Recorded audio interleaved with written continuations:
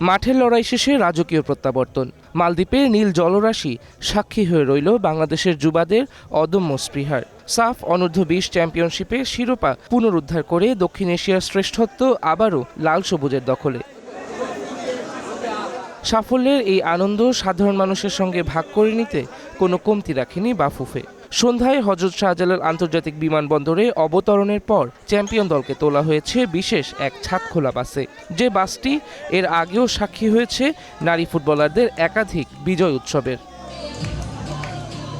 বিমানবন্দর থেকে শুরু হয় বিজয়ীদের যাত্রা। রাজধানীর গুরুত্বপূর্ণ সড়ক প্রদক্ষিণ করে চ্যাম্পিয়নরা আনন্দ ভাগ করেন সাধারণ মানুষের সাথে। রাস্তার দুই পাশে ফুটবল ভক্তদের অভিবাদনে সিক্ত হন সুলিবানরা।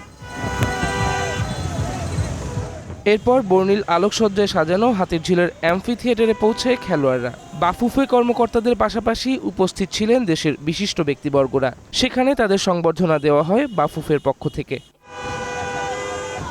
তবে প্রশ্ন উঠেছে, সব ক্ষেত্রেই ছাদখোলা বাস ও রাজকীয় সংবর্ধনা কি আসলেই জরুরি, নাকি খেলোয়াড়দের প্রয়োজন নিয়মিত খেলার সুযোগ ও আর্থিক নিরাপত্তা?